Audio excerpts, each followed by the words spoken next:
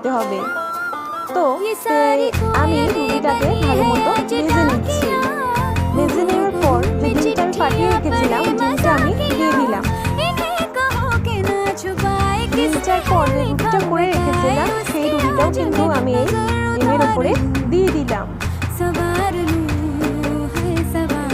ডিম আর রুটি ভালো করে ভাজা হয়ে যাওয়ার পর আমি আগে থেকে কেটে রেখেছিলাম শসা, পেঁয়াজ, কাঁচা লঙ্কা, এগুলো আমি দিয়ে দিলাম।